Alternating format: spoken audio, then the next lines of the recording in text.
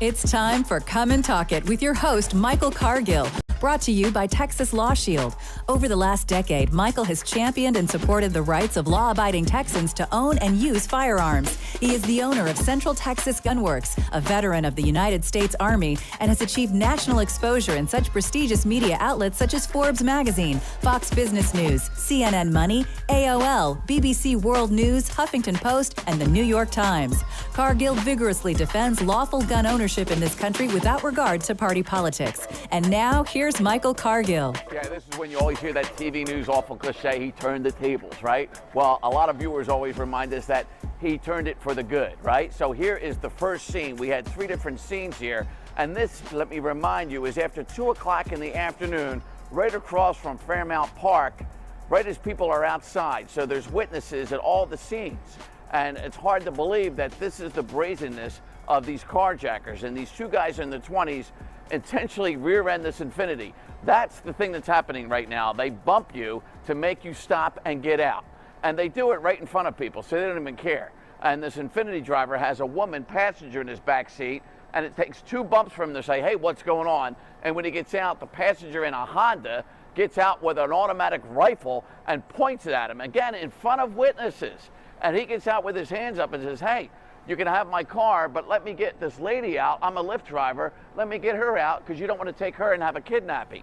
So they let him get her out of there, and then he waits for the carjacker to get into his car. Then he pulls his gun, and he has a concealed carry permit because you would think every Lyft driver and Uber driver who doesn't want to die on the job would have that as well. Here's the second scene.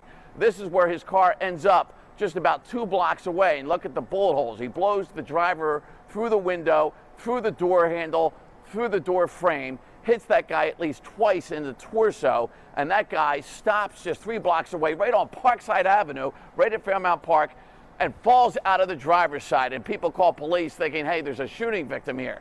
Meantime, he then turns to the Honda and shoots that driver through the passenger side of that. That guy makes it 2 blocks in the opposite direction after making a U-turn, and he collapses at Lancaster and 43rd Street. And then so more people call cops there. Meanwhile, he calls the police with his female passenger and witnesses who tell police the whole story, and they realize these 2 guys that they rushed to the hospital are now not victims, but prisoners. This 38-year-old Lyft driver, after being rear-ended and carjacked, he pulled his weapon and fired shots at both vehicles. The vehicle that was stolen from him fired shots at the Honda. The driver, who had the getaway car, struck both of these individuals, and now they're both at the hospital as prisoners. Very dangerous situation. Fortunately, our Lyft driver, our victim, wasn't shot because he had a rifle put to him, and our Lyft driver had a weapon that he used, and he shot both of the perpetrators. So this case again illustrates why so many delivery drivers, food delivery drivers, pizza drivers, Uber and Lyft drivers are all running the gun stores and getting legal guns because this is what's happening on a daily basis all around the country and a lot of times here in Philadelphia. Bill, the other thing that you may want to get into is the armored car and tank business, because I'm sure a lot of delivery drivers and Uber drivers would like to be in a tank with a gun turret to keep themselves safe. And here's the other thing. What are you going to do now? You're driving around and you get rear-ended. Are you supposed to leave the scene of an accident and worry about getting a ticket, or have your car damaged by somebody who was maybe on their phone and rear-ended you? Because now the first thought, if you hear stories like this repeatedly, is that, oh my God, I'm getting carjacked. I don't want to stop here even though I've been rammed from behind. So that's the other quandary right now. Everybody watching is thinking, like, what do I do if I'm rear-ended? Because this is happening right in the middle of the afternoon, like yesterday, right on Parkside. Police had so many witnesses. Good day, Austin, Texas, live music capital of the world. Let's praise the Lord and pass the ammunition. That's right. That's a story out of Philadelphia. That's one of my favorite newscasters there, talking about a carjacking by a Lyft driver out of Philadelphia. Man, that was a crazy scene, you know, and my hat's off to the license holder, you know, able to get out of the vehicle, being held at gunpoint by a shotgun by someone trying to steal his vehicle. He said, hey, you know, let me get my passenger out of the vehicle there. gets the passenger out of the vehicle, and then the guy jumps into his vehicle, and boy, he pulls out his concealed handgun. He goes to town. He shoots that guy. He shoots the getaway driver, and man, he eliminated and stopped that threat, and that's how you do it. You want to make sure that everyone else is safe. You want to know what your where your threat is and what's your threat, what's behind that threat, and so you can stop that threat. All right, so good job to that Lyft driver. Unfortunately, he probably got fired, Zach. I'm sure Lyft fired him. Probably, yeah. Yeah, most likely. Yeah, absolutely. Can't be defending yourself. Not be a Uber Not on or the Lyft job. driver. That's right. Yeah. All right, so you got to follow that company policy. So the company may say, hey, company may have a policy against you having a firearm in that vehicle as part of your contract or condition to work for the company. But it may not be illegal, but they can definitely terminate you or fire you or cancel your contract or, cancel your access to the app. And that's usually what they do when people defend themselves as a Lyft or Uber driver. All right, so today I want to talk about backdoor gun confiscation. It's happening right now in just about every U.S. city around this country. That's right, it's a backdoor gun confiscation. What's happening is if you are charged with a crime, you get arrested, you're charged with the crime, like the McCluskeys out of Missouri, and the police department will confiscate your firearm as part of that case. And let's say the charges get dropped. Maybe they're dismissed or, maybe you're found not guilty. Well, guess what? They don't want to give your gun back to you. And there's nothing that forces the police department to give you your gun back. Nothing whatsoever. Did you know that, Zach? There should be. There's nothing. That's right. They can keep your gun. They don't have to give it back to you. So, even though you weren't, the charges were dropped, or you were found not guilty, they don't have to give your gun back to you. There's nothing Even that if the forces charges are dropped? There's nothing that forces them to give you your gun back. Nothing. And so McCluskeys are in this situation where they're trying to get their firearms back. And they're like, no, we don't want to give them back to you. He had an AR-15. She had a pistol. Right? She had some type of makeshift pistol there. I don't even think it was a working gun. But yeah, she had a revolver or something. Yeah. And so, they're saying, hey, we don't want to give them back to you. We don't have to give them back. So we'll talk about that backdoor gun confiscation. Also, we're going to have Edwin Walker, principal attorney with Texas U.S. Law Shield. He's going to talk to us about the Justice Department. There's a new rule out there. And the Justice Department is saying, hey, they're going to impose a safe and secure storage of firearms policy. So we're going to find out what exactly does that mean. What is the Justice Department doing? What is this new rule as far as safe and secure storage of firearms? Is there a punishment associated with this? Well, so we're going to find out from Edwin Walker with Texas U.S. Law Shield. Also, I want to talk about, what forms of identification do you need to provide a gun store or licensee when you walk into a gun store to purchase a firearm and guess what? Let's say you just moved to Texas and you want to walk into that gun store in Texas. You just moved here. You don't have a Texas driver's license, but you want to be able to purchase a firearm. Can you do that? Is it possible? Is it possible for a long gun, but is it possible for a handgun? We're going to talk about that. What forms of identification must licensee obtain from a transferee of a firearm? We come back from the break. We're going to talk about that and more. This is Michael Cargill, and you are listening to Come and Talk It. Folks, this is Doug Man Jones. And I get my gun news from Michael Cargill at Come and Talk It.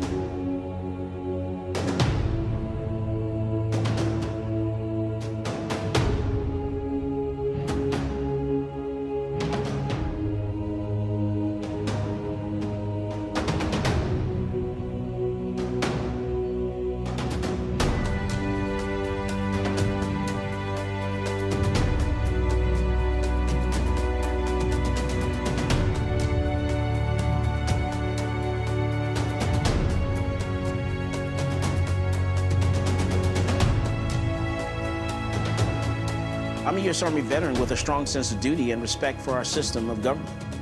After 12 years, I was honorably discharged and decided I would fulfill the American dream of entrepreneurship and open up a gun shop in Austin, Texas. At my shop, I teach people to be law-abiding and how to safely use their firearm. On page 46, going to talk about Penal Code Section 46.02. The day that ban went into effect, I went into my local ATF in Austin and turned over my bump stock because I'm a law-abiding citizen.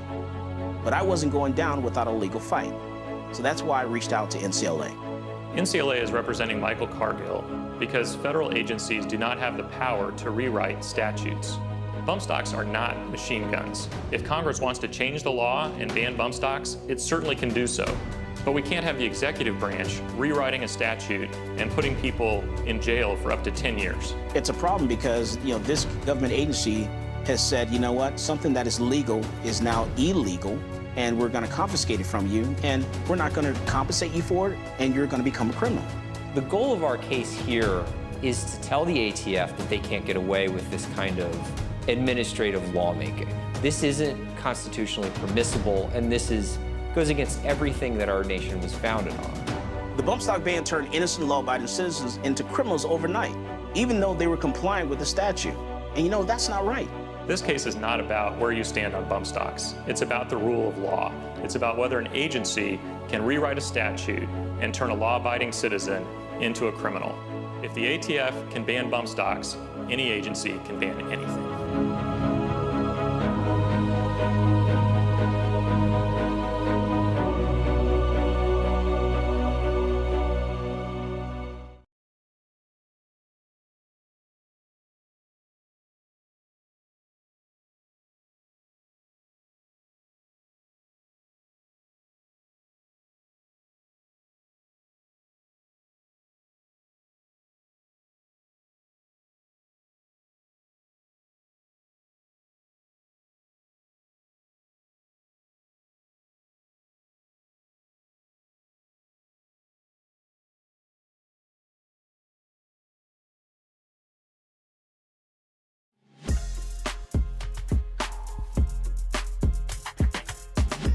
Welcome back to Come and Talk It. And now here's Michael Cargill. All right, so we're back, and we're talking today about the backdoor gun confiscation happening now in every U.S. city in this country, where if you're charged, you may be charged with a crime, may be arrested, detained, taken to the jail, they arrest you, and maybe charges get dropped, maybe dismissed, maybe you're found not guilty, and you have a firearm, or there's a firearm used, they will confiscate your gun. The local police department will confiscate your firearm and refuse to give it back to you. It happens a lot in this country. It's actually, it's insane. That's one of the most complaints that I get from people. Something happened, with them. They had some type of interaction with law enforcement. They were not charged, or the charges were dropped, or they were found not guilty, and then they can't get their gun back, and they're wanting to get their gun back. And and honestly, the first thing I asked them, I said, well, are you a Texas and U.S. Law Shield member? Did you get a legal plan? Did you come to class and take a class, learn what the laws were? And did you sign up for the program and become a member of Texas and U.S. Law Shield? So that way an attorney can assist you in getting your gun back, because that's what it's going to take. It's going to take you getting with an attorney to communicate with the police department and the DA in order to get that firearm back in a lot of cases. And so also today I want to talk about Glock auto sears, or switches, as they're calling them down in Houston. Houston's got to come up with little nicknames. They can't, call it by the name that it is. They have to call it something else, switches. So we're going to talk about switches, or Glock auto sears. In other words, where you can put a device on your Glock and make it a full auto Glock. Just so you know, as a note, it is illegal to own, to possess, to purchase a switch or switches or auto sear. You have to be an SOT or Federal Firearms License Dealer in order to get one of those. Federal Firearms License Dealer with an SOT. Well, we're going to talk with Edwin Walker about switches and Glock auto sears.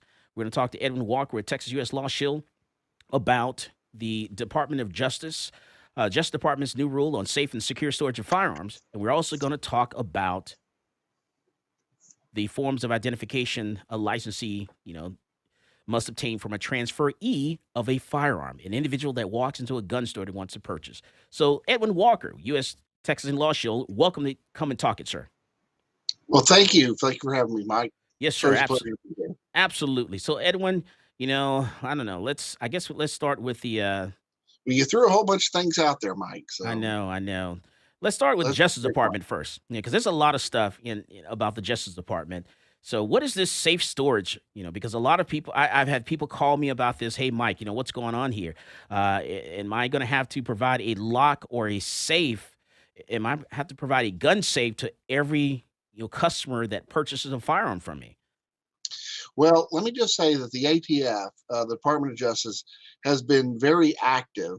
They've started they've started really cranking up their activities with putting out memos, sending out letters, making proposed federal regulations, and this is probably in reaction to the failed nomination of uh, Chipman, Chipworth, Chippendale, Chipwich, Chip, whatever his ridiculous name is, that his failed nomination. And so the Justice Department is probably in their back room saying, well, if they think this is going to stop us, they got another thing coming.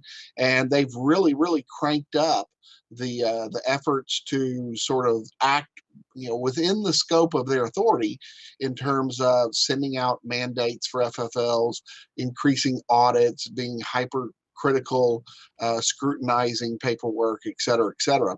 And so what this most recent thing was that they sent around just this week was they said, hey, we're going to propose a new regulation. And of course, anytime the ATF says we want a new regulation, everybody in the gun communities, their sensors should go up, which they should, because the ATF rarely provides good regulations. But it just so happens that in this case, the regulation is not that onerous. It has no implication on the actual gun owning community itself, but it is a regulation that's going to be imposed on FFLs. And so what they're saying is that FFLs like yourself must have available, which I'm assuming that means that they must have it in their inventory, available for purchase. So any FFLs that are worried about, is this going to cost me money? Am I going to have to give away stuff? You're not going to have to give away stuff, but you will have to invest in inventory if you don't already.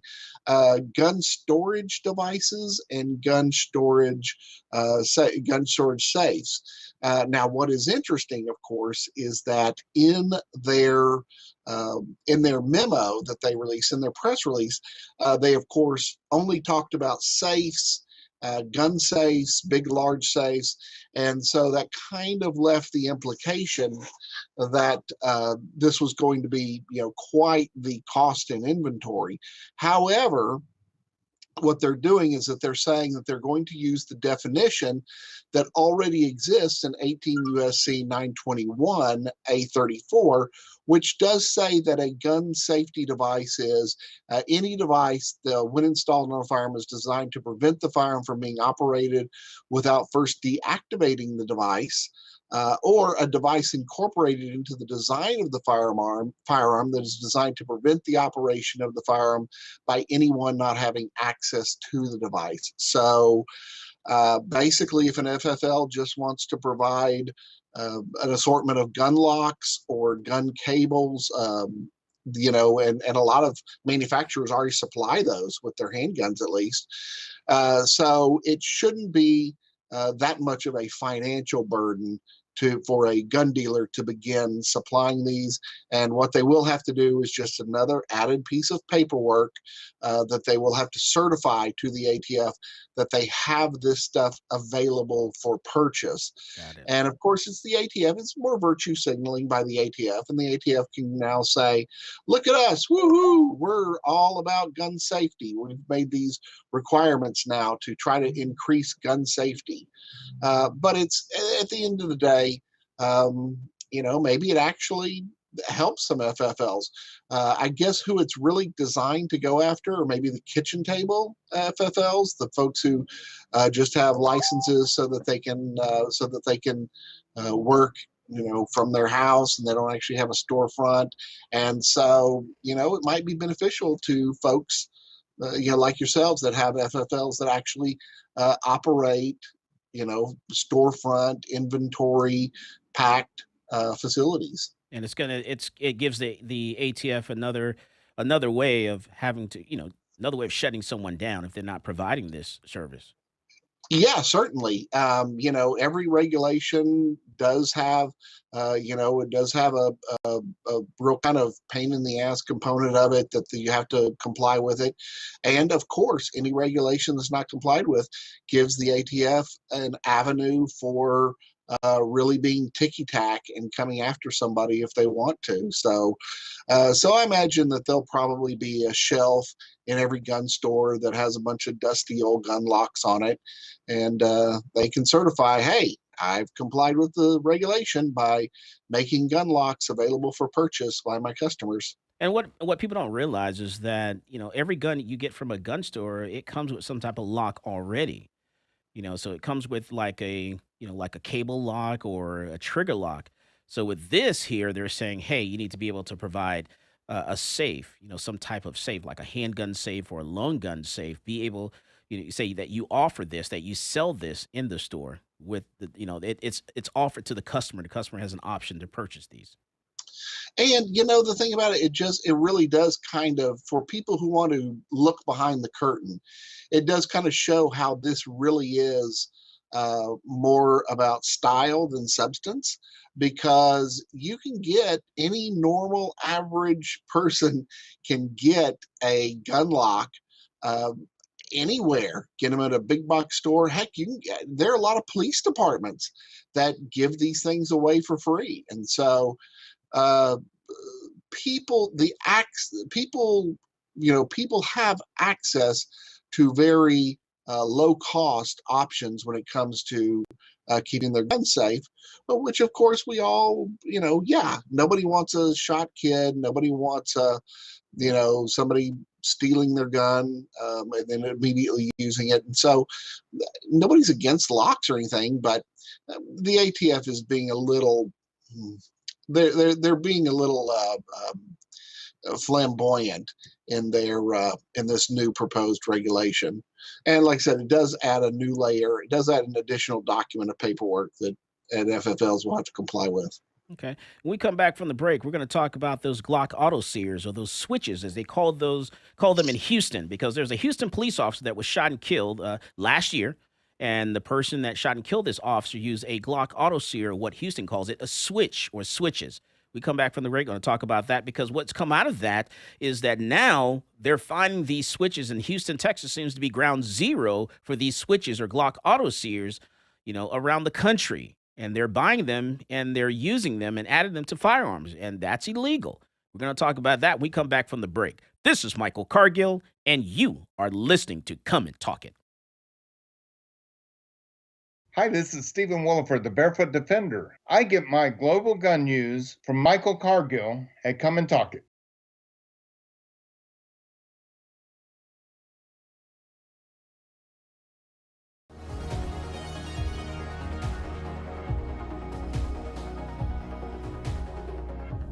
Whether it's a typical traffic stop or you're just involved in a use of force incident, encounters with law enforcement can be scary and stressful. In the heat of the moment, you may inadvertently say something you don't mean or make an inconsistent statement. These are red flags for officers, and if they think you're lying or your story doesn't add up, they might arrest you and let the criminal justice system decide your fate. Police officers are trained to get information from you without making the interaction seem like a formal interrogation. But remember, from the moment an officer arrives on scene, everything you say and everything you do will be scrutinized in court. The prosecuting attorney will attempt to use anything and everything against you. So what do you say? You say, I invoke my right to remain silent, and then let your attorney interact with law enforcement on your behalf. One important note though, do not throw common sense out the window. For example, if the intruder's hiding somewhere in your house when the police arrive, or if you saw the perpetrator pitch his weapon into your backyard, quickly tell the police and then stop talking. You might ask, what about my rights?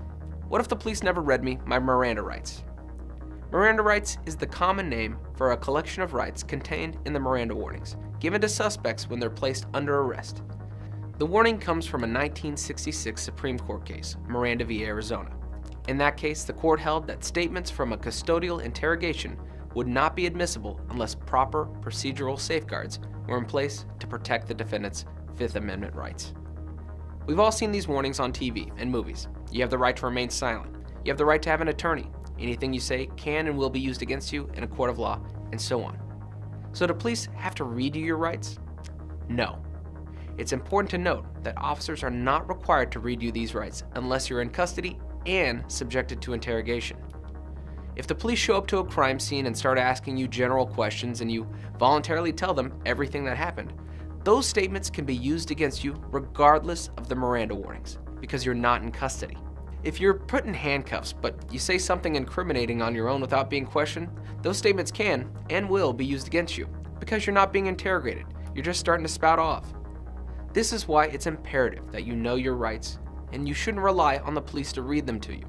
Affirmatively invoke your rights. Say, I'm invoking.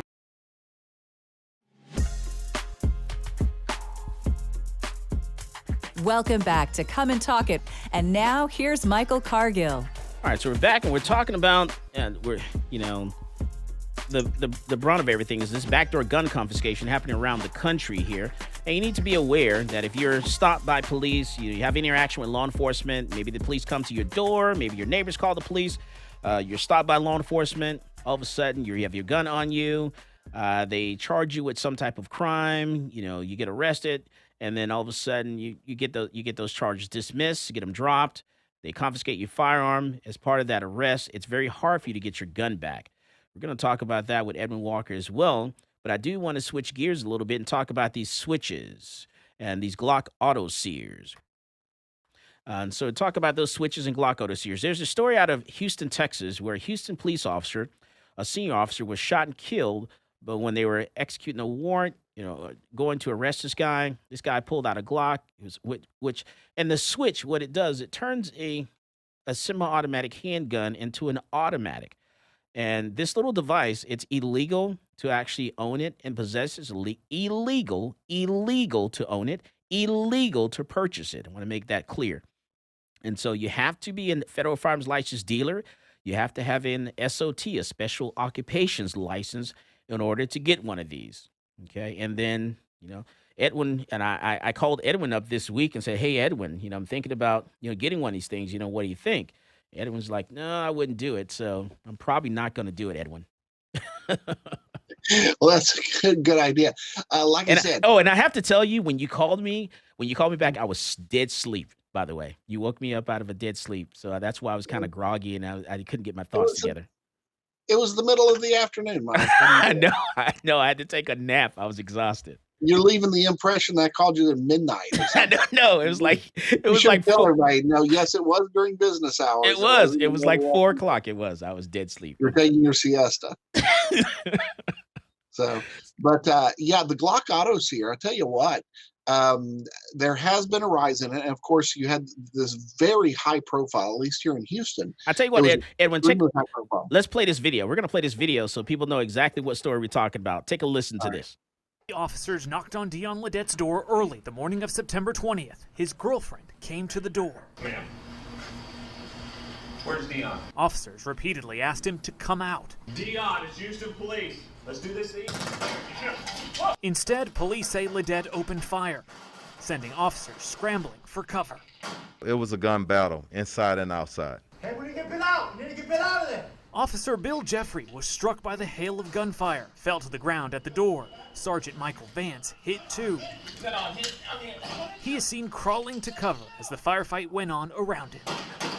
This is what we're up against, and we need to do something about it. Investigators say Ledette was able to fire off more than 30 rounds in under 2.6 seconds. You can hear that rapid fire in the body cam footage. This tiny illegal switch that police say was on Ledette's gun turned his semi-automatic handgun into a machine gun. And it takes your breath away to see how a simple switch can create a pistol that fires rounds like that. It's a concerning trend law enforcement is seeing in our own backyard. But I'm telling you, Houston proper is ground zero. The ATF says these switches are being sold in alarming numbers. More than 100 seized this past year. Initially produced in China, now investigators say they're smuggled in through Mexico. We want to identify the source of these switches in this city.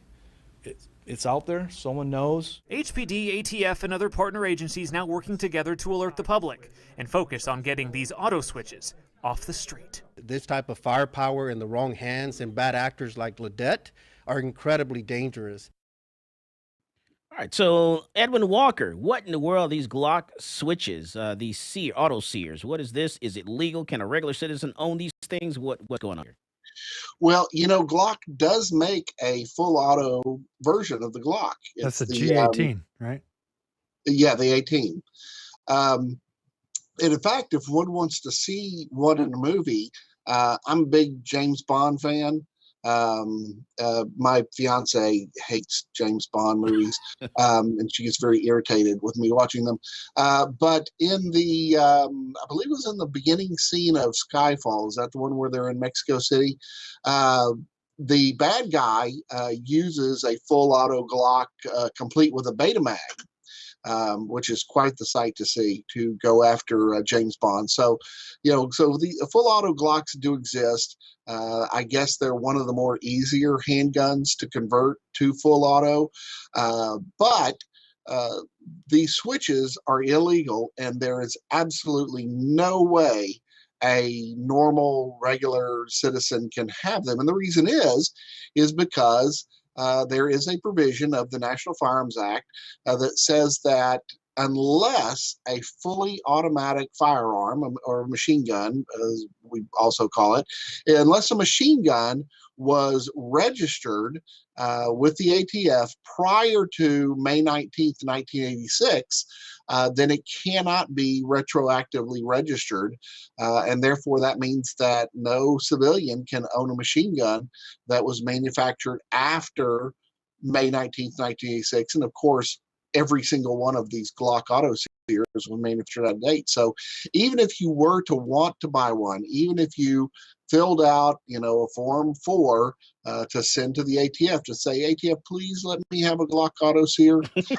There is no way you're going to get your hands on one. And yeah, just the fact that you have it, you can't have it as a token. You can't have it as a little trinket. You can't put it on a chain and wear it around your neck and go, oh, this is my Glock auto sear.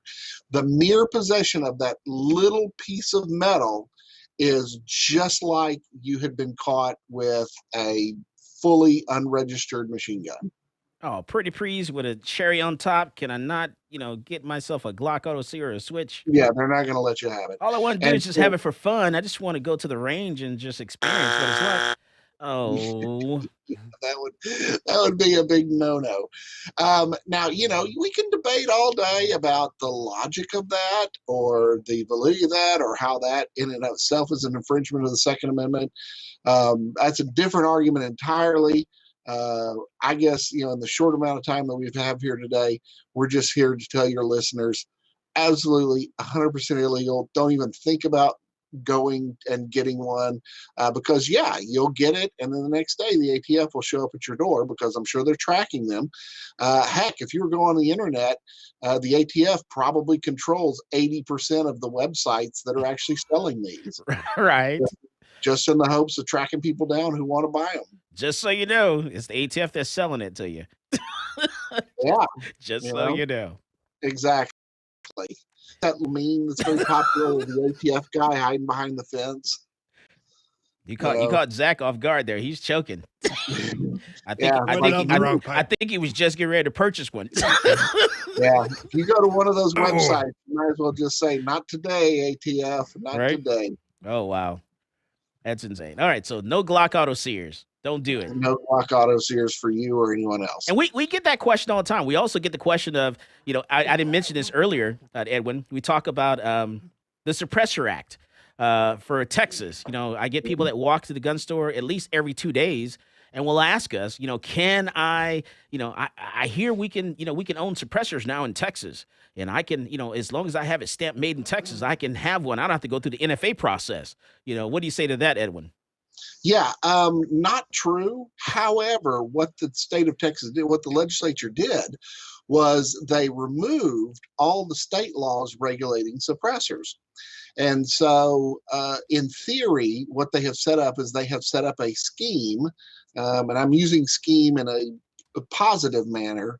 I know the scheme mostly has a negative connotation, but they have set up a scheme whereby it is an attempt to challenge the NFA and their regulation of suppressors. And so what they've done is that they said that if there's a manufacturer who wants to start making made in Texas suppressors, then they are to contact the Attorney General's office, and the Attorney General is mandated to file a declaratory judgment action in federal court, basically challenging the fact that people cannot make made in Texas suppressors, challenging it under the Commerce Clause, under the Second Amendment, under anything else you can think of. And so there'll be this defense, I guess, in the hopes that it will get to the U.S. Supreme Court, who will say, look, the federal government doesn't have the authority to regulate a suppressor that does not constitute a product of interstate commerce, because that's where all these regulations come from. You may think that, or the regular citizen out there may think that it's the federal government and they have authority to regulate guns under the Second Amendment. That's what they're doing. No, what they're doing is that they have the authority to regulate commerce. And so if you look at all the federal laws with regard to firearms, it always has in there, this is a law that only affects firearms that have that travel through or that are made for or have an effect on interstate commerce. And now that just happens to be every single firearm, so it's 100% of the firearms, but that's what this law is designed to challenge. So what it's done as a practical effect, because they have removed all the state regulations for suppressors, is that let's say that somebody does have an unregistered, untaxed suppressor. I'm not saying that you should, because it is still illegal. However, if you have one of these and you have it in the front seat of your car and you're just driving along and you get stopped by the local constable's office, and they see that you have a suppressor in your car, and they call the DA and they're like, hey, I just caught this good old boy and he's got a suppressor in his car. Aren't these things illegal? The DA has no state law that it can charge you under. Now, the DA may be best friends with the U.S. Attorney's office and may say, hey, let me call the U.S. Attorney and see if they want you to take them into custody for this. So they can turn you over to the U.S. Attorney's office. They can contact the ATF about it. They can contact the U.S. Marshals. But the local constable who finds you with a suppressor does not have any state authority for which to claim that you are in violation of state law. But you absolutely are still in violation of federal law. So it'll be interesting to see if we do see an uptick in federal prosecutions of people having unregistered suppressors in the event they want to go that way. And so that's what I basically just tell people that, that's what the law is. I still have to advise them it's totally illegal under federal law, but there's no state law that regulates the possession of a suppressor anymore. All right, we come back from the break. We're going to talk about what form of identification must a licensee obtain from a transferee of a firearm. When you walk into the gun store, what kind of ID do you have to give the gun store in order to walk out with that gun? This is Michael Cargill, and you are listening to Come and Talk It. This is Coley on Noir, and you're listening to Come and Talk It with Michael Cargill.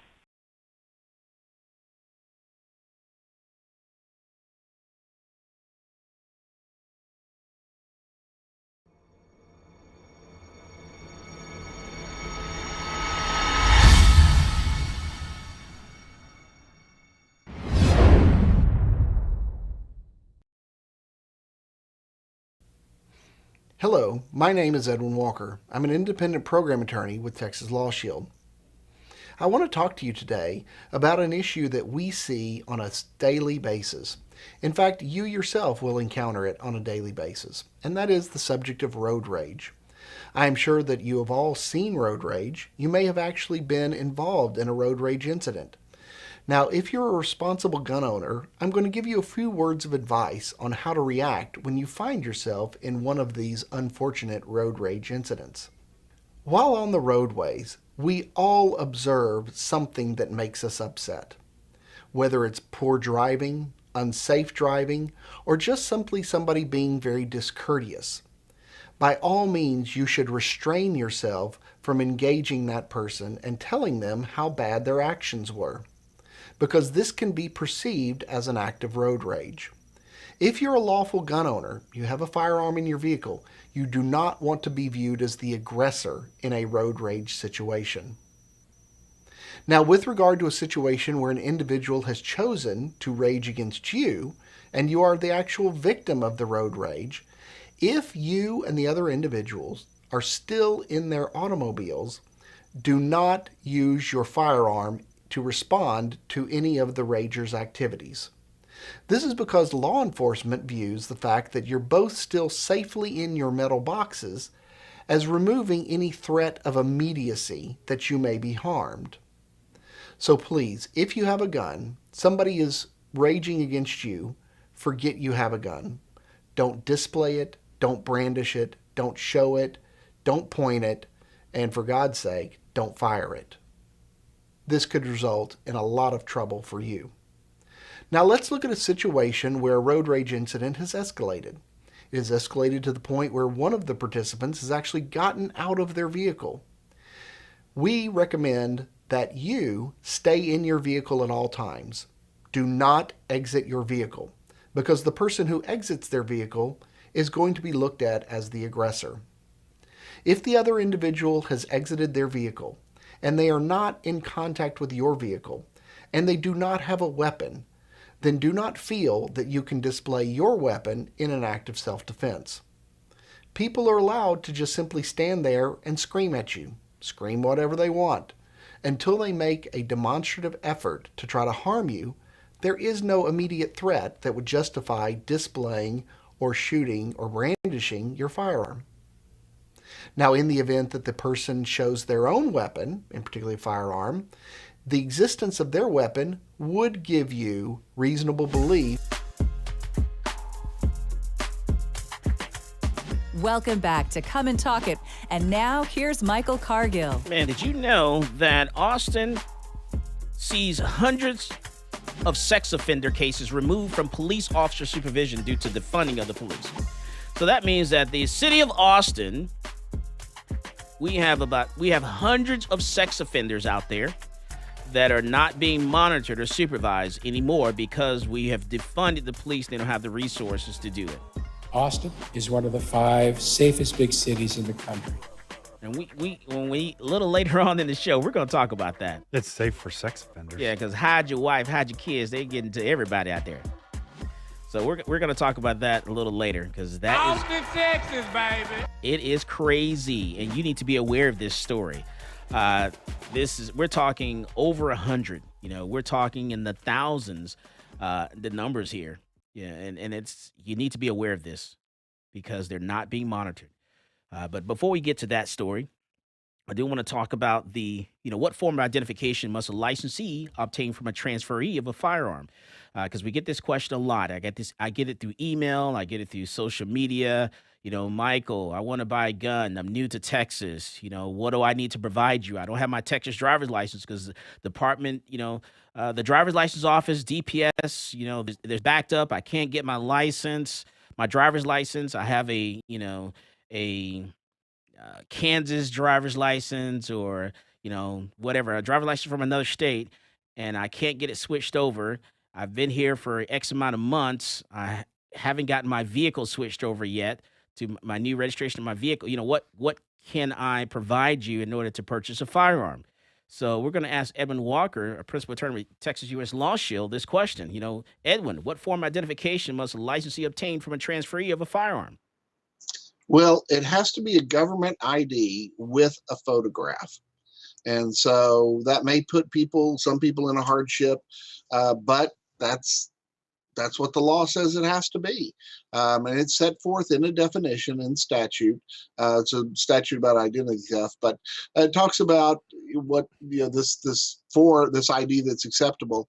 And the ATF says that you can use a combination of documents to establish somebody's lawful identity and their lawful residence. But as a practical effect, there's really no combination of documents that would work, because all the stuff that's required is, should be found on one ID, and that would be your photograph, your residency, your date of birth, and your citizenship, I believe, or your residency. Those all have to be available to the person who is the licensee, the FFL, who is selling you your gun. Now, of course, just not to confuse anybody, that a person-to-person sale that is for non-commercial purposes, that is, the person selling it is not engaged in the business of selling firearms, there is no ID in the state of Texas required.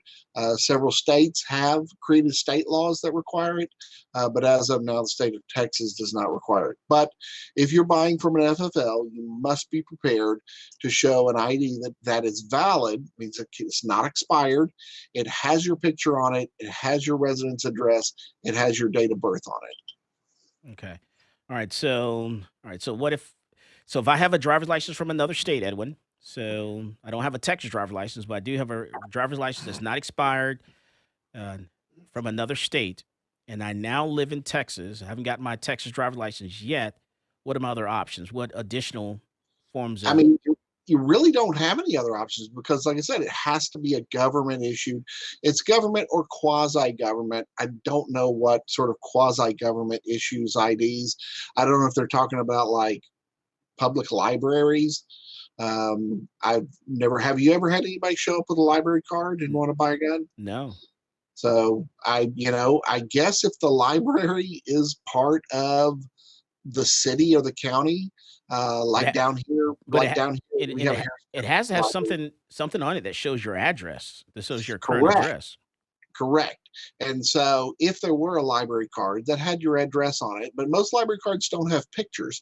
So if you had a picture ID, you somehow had a picture ID that was issued by the government that didn't have an address, but then you also had another government ID that did in fact have an address on it, but did not have a picture, then in theory you could use those together. So if I take if I take my passport, my U.S. passport has my picture on it, and it's current, and then I get maybe registration of my vehicle, or what do you think?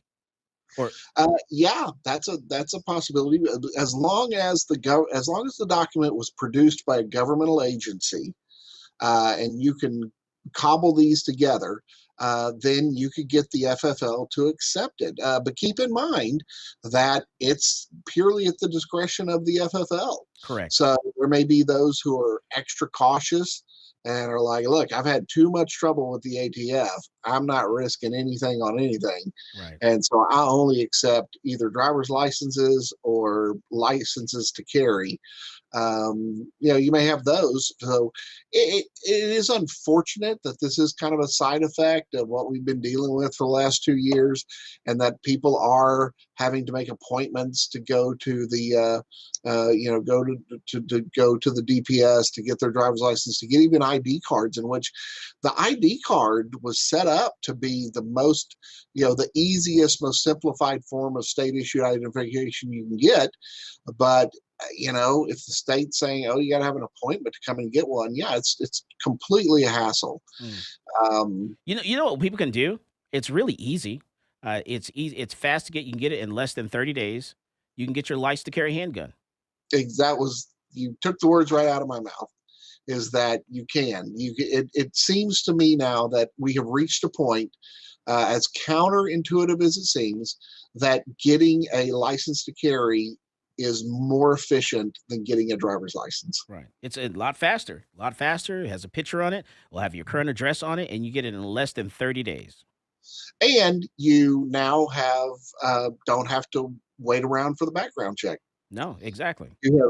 There's so many benefits to getting the LTC that should be everybody's first option. Okay. All right.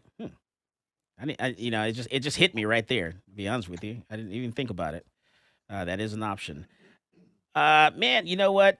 In Virginia, There's a Virginia police identify they have a shopping cart killer. Did you know that, Zach? A shopping cart killer. If you leave your shopping cart in the parking lot, then this guy kills you, or what? No, not exactly. So apparently there's a guy that's killing people, and he's putting their bodies in the shopping cart. And they nicknamed the shopping cart killer. That's creepy. Yeah, very creepy. So the remains of a woman was found in a shopping cart this week in Washington, D.C., was positively identified by police officials on Saturday. Sonia Champ, 40 years old, is believed to be the fifth victim in a number of murders carried out by a serial assailant dubbed the shopping cart killer. And another female were positively identified by Virginia police as well on Friday. So Fairfax County Police Chief Kevin Davis told reporters that DNA analysis was used to identify 29-year-old Cheyenne Brown of Washington, D.C., and 48-year-old Stephanie Harrison of Reddington, California, who were found in Alexandria, Virginia, on December 15th of 2021.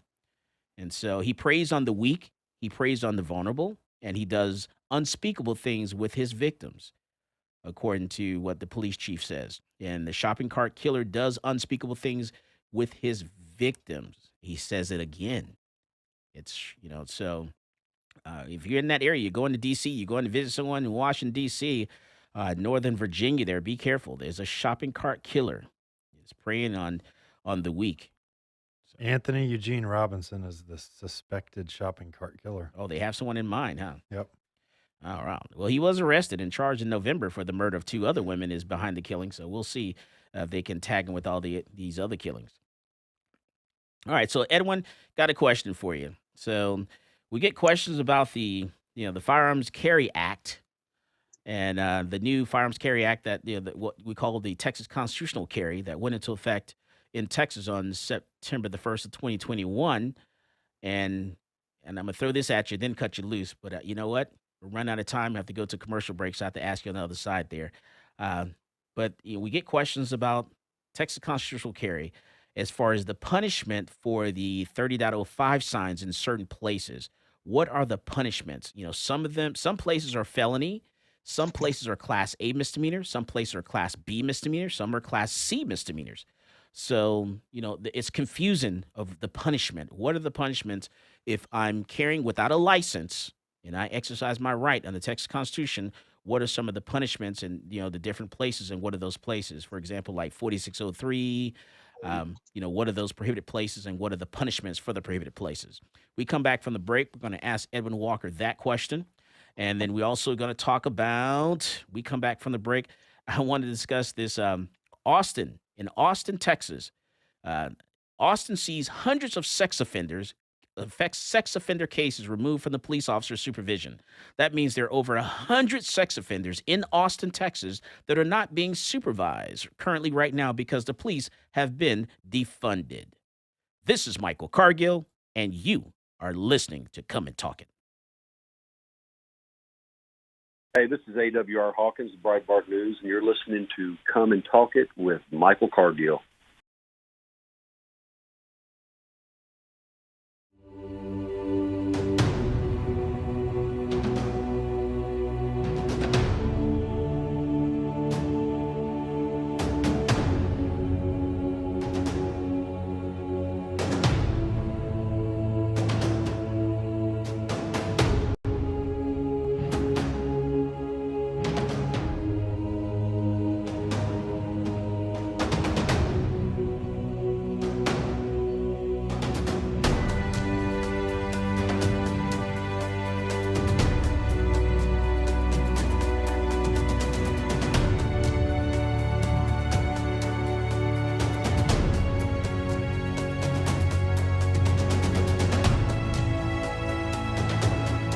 I'm a U.S. Army veteran with a strong sense of duty and respect for our system of government.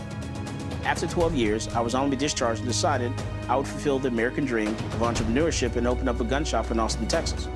At my shop, I teach people to be law-abiding and how to safely use their firearm. On page 46, we're going to talk about Penal Code Section 46.02. The day that ban went into effect, I went into my local ATF in Austin and turned over my bump stock because I'm a law-abiding citizen. But I wasn't going down without a legal fight. So that's why I reached out to NCLA. NCLA is representing Michael Cargill because federal agencies do not have the power to rewrite statutes. Bump stocks are not machine guns. If Congress wants to change the law and ban bump stocks, it certainly can do so. But we can't have the executive branch rewriting a statute and putting people in jail for up to 10 years. It's a problem because, this government agency has said, you know what, something that is legal is now illegal, and we're going to confiscate it from you, and we're not going to compensate you for it, and you're going to become a criminal. The goal of our case here is to tell the ATF that they can't get away with this kind of administrative lawmaking. This isn't constitutionally permissible, and this goes against everything that our nation was founded on. The bump stock ban turned innocent law-abiding citizens into criminals overnight, even though they were compliant with the statute. And that's not right. This case is not about where you stand on bump stocks. It's about the rule of law. It's about whether an agency can rewrite a statute and turn a law-abiding citizen into a criminal. If the ATF can ban bump stocks, any agency can ban anything.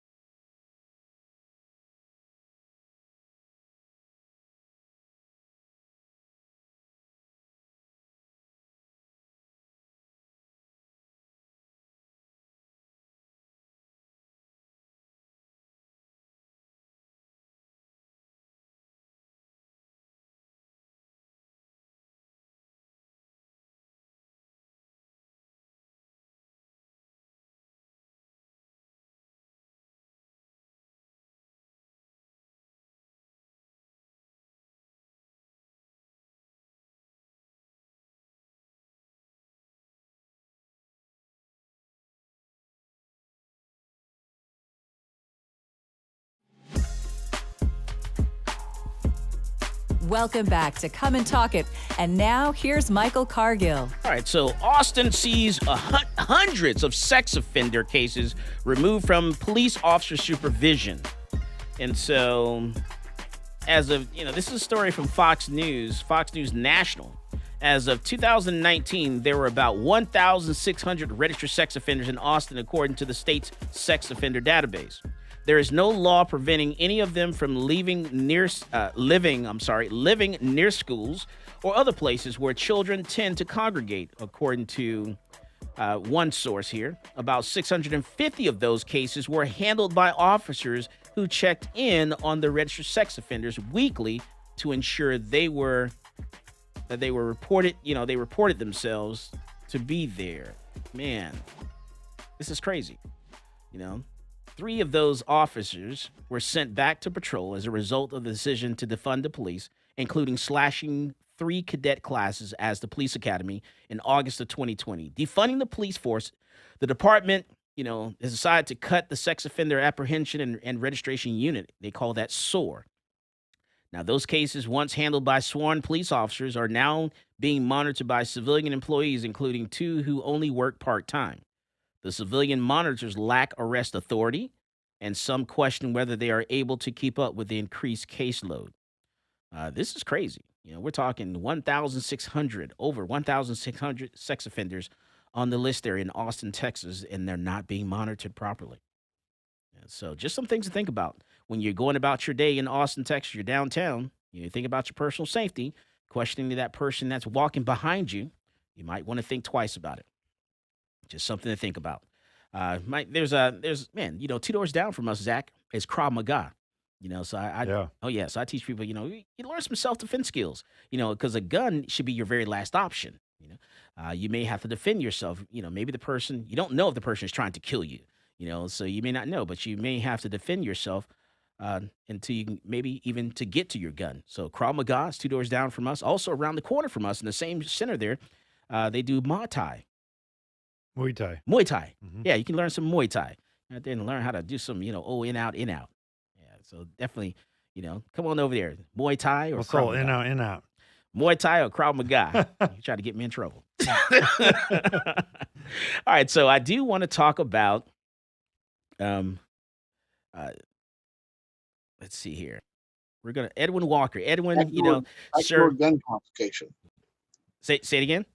I thought you wanted to talk about backdoor gun confiscation. Okay, let's talk about that. Let's throw that in there first before we get to this other stuff. So the backdoor gun confiscation, Edwin. So, people get arrested in Texas here or other states or other cities, and they're arrested, they're charged, and their gun gets confiscated for one reason or the other. Police go to their house. Maybe it's a domestic disturbance or something like that. The gun is confiscated, and maybe no charges are eventually filed or the charges are dropped. They're not convicted, but they can't get their gun back from the police department.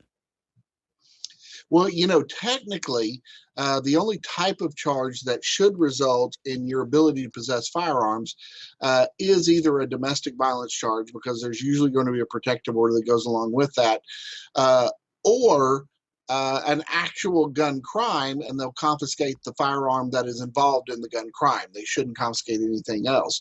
However, a lot of judges are imposing as bond conditions, as general bond conditions, without regard to the type of crime charged.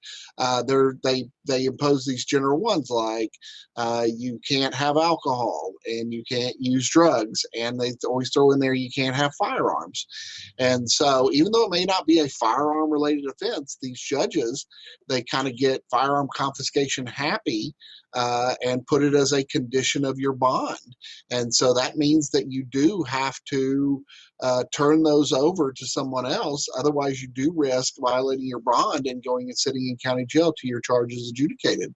Now, the most troubling types of gun confiscation that we see whenever we have incidences are situations that have nothing to do with the gun, but yet the gun somehow winds up in the hands of the police. Like if there's a car wreck, let's say that there's a car wreck and you're carted off to the hospital, and the police find the gun that's in your car.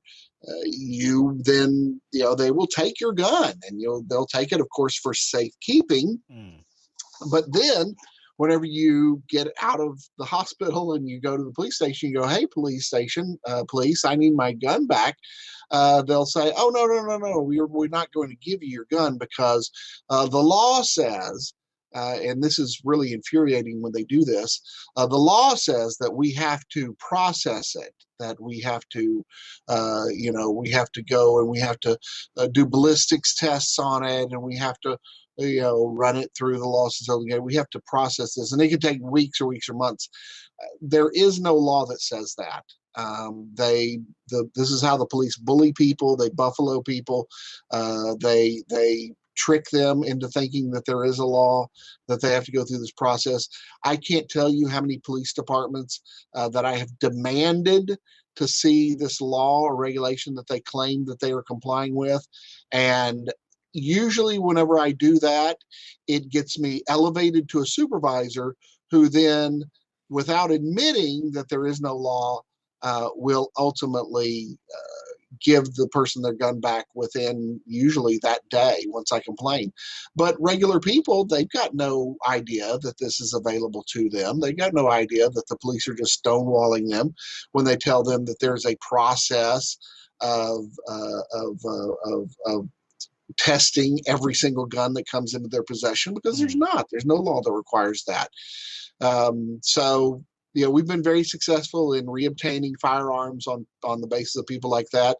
Also, you are correct that even if your case is dismissed, a lot of police departments are extremely reluctant, if not defiant, in giving your gun back, and that usually requires a court order.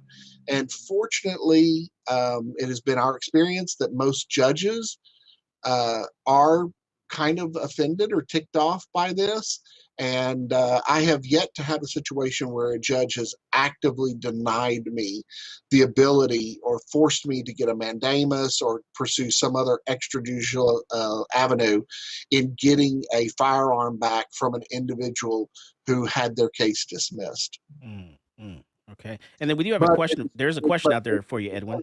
There does need to be, in my opinion, even here in the state of Texas, there does need to be a state law that makes this process easier and add some accountability and some deadlines with regard to police turning over firearms to people that were not used in crimes or that the individual has been cleared by the legal process.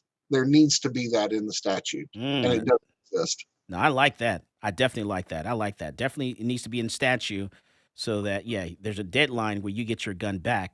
The case has been dismissed, dropped, charges are dropped. Go ahead, Zach. Yeah, because in the one statute where it does kind of touch on it, which is inside Chapter 18 of the Texas Code of Criminal Procedure, you still have to go to a judge to get an order to have a gun released back to somebody, and that just seems to add a layer of bureaucracy that is unnecessary. So, Edwin, that 80% ATF proposed rule change should be coming out soon. Do you have any idea, or what's your best guess on what that's going to entail and say? Okay, with regard to what now? 80% lowers. Oh, the 80% lower rule. Yes, I don't know when it's going to. I don't know when it's officially going to come out. And in fact, I don't. It's one that I really have I really have a difficult time speculating on, because it's something that I really hope doesn't happen, because it would obviously spell the end of a long, appreciated American tradition of being able to build your own firearm. The only thing that I can think that they would do is that they're just going to start serializing them like they do fully functioning firearms, which is ridiculous because there has to be a percentage. You can't just declare that every single, aluminum or steel blank is a potential firearm. That makes no sense. And so there does have to be a percentage where the government says, look, this has now gone from being a paperweight to being a firearm. Okay. All right, Edwin. And real quick, Thomas has a question for you. Can my Indian tribal photo ID work for an ID? It has my photo and tribal roster number on it. I know that's a good one there. That's a real good one. And that's because Indian reservations are left to their own devices, and time and time again the courts have held that at least states do not have jurisdiction over Indian land, and so it would be very interesting to see if the federal government can regulate that. But I believe that a tribal government is a legitimate form of government that is recognized by the United States. So my educated guess, I cannot say this with 100% certainty, but my educated guess is that yes, your tribal ID is an acceptable form of identification for firearms purchases. All right. I know I love to bring you those hard questions, right? I call you guys up and it's always something hard. It's never something easy. Never something easy. All right, we come to break and talk about the Firearms Carry Act, the constitutional carry for Texas, and those punishments for people carrying in places that are prohibited places. This is Michael Cargill, and you are listening to Come and Talk It. This is Brittany Glaze, and I get my global gun news from Michael Cargill on Come and Talk It.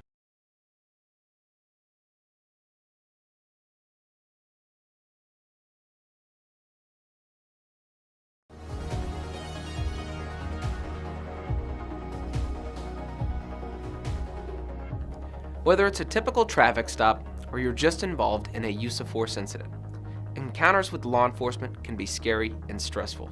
In the heat of the moment, you may inadvertently say something you don't mean or make an inconsistent statement. These are red flags for officers, and if they think you're lying or your story doesn't add up, they might arrest you and let the criminal justice system decide your fate. Police officers are trained to get information from you without making the interaction seem like a formal interrogation. But remember, from the moment an officer arrives on scene, everything you say and everything you do will be scrutinized in court. The prosecuting attorney will attempt to use anything and everything against you. So what do you say? You say, I invoke my right to remain silent, and then let your attorney interact with law enforcement on your behalf. One important note though, do not throw common sense out the window. For example, if the intruder's hiding somewhere in your house when the police arrive, or if you saw the perpetrator pitch his weapon into your backyard, quickly tell the police and then stop talking. You might ask, what about my rights? What if the police never read me my Miranda rights? Miranda rights is the common name for a collection of rights contained in the Miranda warnings, given to suspects when they're placed under arrest. The warning comes from a 1966 Supreme Court case, Miranda v. Arizona. In that case, the court held that statements from a custodial interrogation would not be admissible unless proper procedural safeguards were in place to protect the defendant's Fifth Amendment rights. We've all seen these warnings on TV and movies. You have the right to remain silent. You have the right to have an attorney. Anything you say can and will be used against you in a court of law, and so on. So do police have to read you your rights? No. It's important to note that officers are not required to read you these rights unless you're in custody and subjected to interrogation. If the police show up to a crime scene and start asking you general questions and you voluntarily tell them everything that happened, those statements can be used against you regardless of the Miranda warnings because you're not in custody. If you're put in handcuffs but you say something incriminating on your own without being questioned, those statements can and will be used against you because you're not being interrogated. You're just starting to spout off. This is why it's imperative that you know your rights, and you shouldn't rely on the police to read them to you. Affirmatively invoke your rights. Say, I'm invoking my right to remain silent, and my right to my attorney. Once you do that, the police legally shouldn't continue questioning you without your attorney present. But remember, there's a second part to this equation. After invoking your rights, you must exercise those rights. That means you have to keep your mouth closed. Protect yourself. Don't let the legal system take advantage of you after an incident. And Law Shield members, if you've been involved in a self-defense incident, remember to call the emergency hotline and speak with your independent program attorney.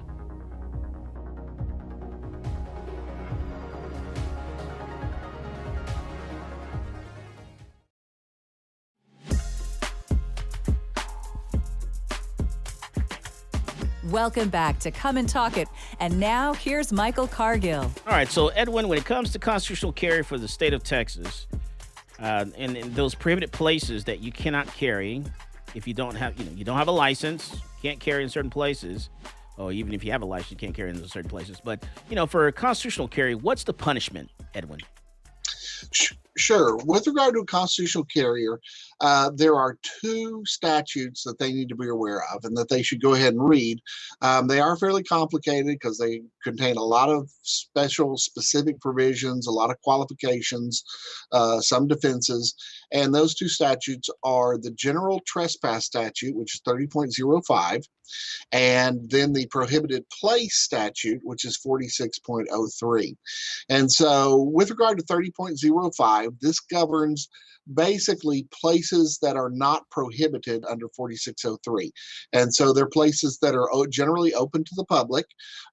Keep in mind that any place that is absolutely 100% private property that you are not allowed to go to at all, that's a different punishment.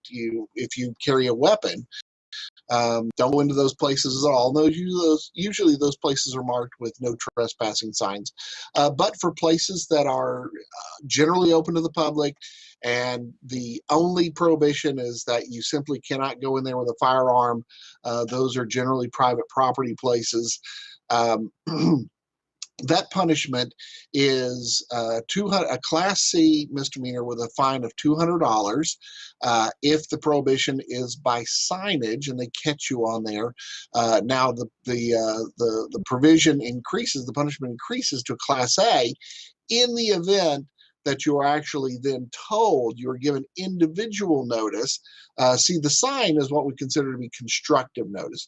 You should have seen it. It's there, it's visible. But, it's not necessary to prove that you personally saw it or that you knew it. Just the fact that it was there and it's generally known to be visible. That's constructive notice.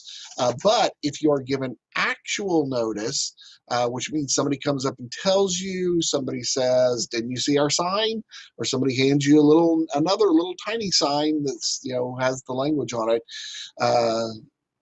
and you refuse to depart, then the punishment jumps up to a Class A misdemeanor. And of course, Class A misdemeanor is very serious. It contains a punishment up to a $4,000 fine and up to a year in the county jail if you are convicted of that. So it is kind of serious. Now, of course, going into prohibited places, that's a much, much more serious offense, because most of the places on the list contained in 4603 are felony places, which means that you will be charged with a third-degree felony for entering these places. And so what you need to do, there's 14 places, plus there's a couple of provisions with regard to campus carry. You should make yourself aware of these places, and you should not go on these places. Now, I will say that there are a couple of these that are just a Class A misdemeanor. And so those would include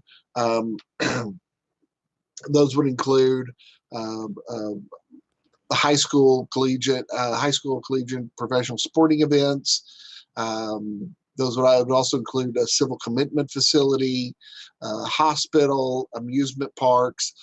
Those are still, most campus carry violations are just misdemeanors. But, in these situations, you don't want to be arrested and charged with those either. Okay.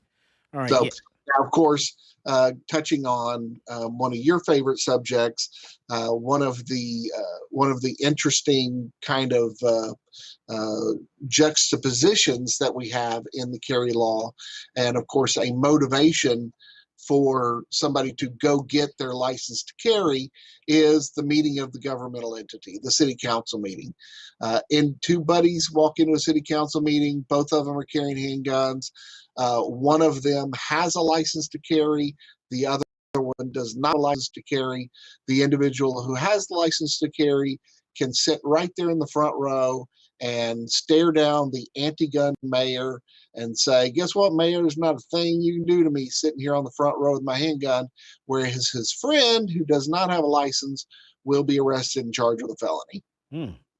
Wow. So, yeah, I'm waiting for the Austin City Council to start have their city council meetings where we can go in and pack the house there and do a gun day. they will not care for that at all. But no, they won't. more power to you doing that. So we'll see what happens. All right. And let me make sure I don't have any other questions for you, Edwin. I think that's it. Yes. All right, good. All right, man. It seems like an episode of Stump the Lawyer. I know. And I apologize because I do have a tendency of asking you those hard questions, and I shouldn't be stumped on any of these. Yeah, I really appreciate you coming on at moment's notice and answer these questions for us, because it gets crazy. These things get thrown at us, and it's like, oh my goodness, what do we do? What do I say? Although, yeah, I will have to say though that the any questions involving firearms and Indian law or Indian reservations, that is a different world entirely, because they're governed by two different rules. It literally is living under two forms of government, two systems of government, and so or three if you want to, if you want to say federal government, state government, and Indian tribal government, and those issues can get very complex. All right. Well, I'll tell you what. Thank you, Edwin Walker, principal attorney with Texas and U.S. Law Shield. Appreciate you coming on and laying all that stuff out for us. Thanks for having me, Michael. Yes, sir. Absolutely. Have a wonderful rest of your weekend. All right. So I want to talk about the Remington. I don't know if you guys know this. Remington's doing a recall where they are recalling quite a few firearms. So the Fifth Circuit, let's see here. Did that come up? Something came up. Something didn't come up right. Remington. There we go. Oh, something's happening to my page here. I'm not finding Remington. Yeah, I hope you find it because it's not coming up for me for some reason. There's a Remington recall? Yeah, there's a Remington recall. And they're recalling quite a few things here. I'll have it here in a second. Boom, there we go. All right, so, man, you know what? Was it the Remington 700? Yeah. The triggers? Yeah.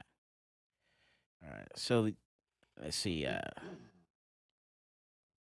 Before we get to, I do want to talk about this question of whether Louisiana statute barred design defect claim against firearms makers certified the state Supreme Court. So basically,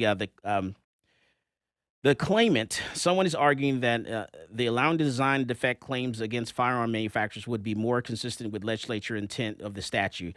The U.S. Court of Appeal, the Fifth Circuit, has certified to Louisiana's highest court the question of whether certain sections of the Louisiana law will allow, basically Louisiana to sue manufacturers of firearms.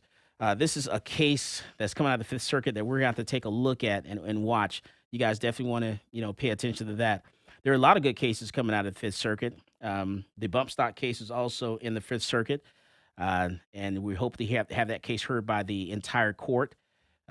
So we're going to pay attention to those few cases there. Man, that recall, I don't know what happened to the recall. I lost it. I totally lost it. I don't know what happened to it. Yeah, I totally lost it. I know the last one they did was Remington 700 triggers. Yeah. But that was a little while back, I believe. Yeah.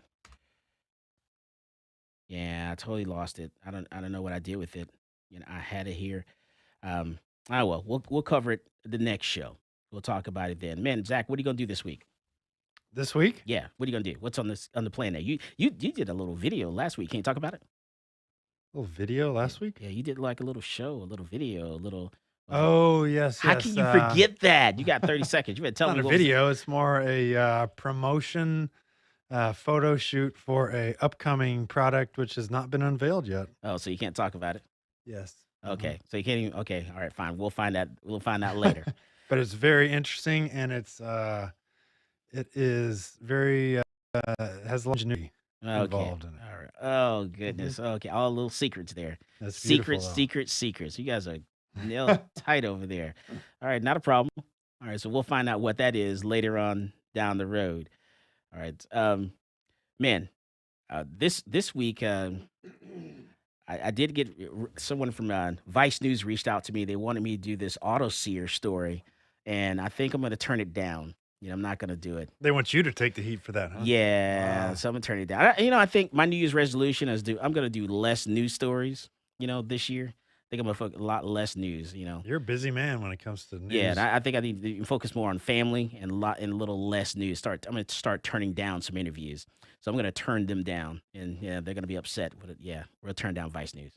New year, new you. New year, new you. That's right. Be you, boo-boo. So you make your New Year's resolution. Now, that's my New Year's resolution. What's yours? You got one? Oh, just be more present. Be more present? Mm-hmm. Be best. Be best. As always, more guns equals less crime. You go out there and you buy yourself a gun. You've been listening to Come and Talk It with Michael Cargill.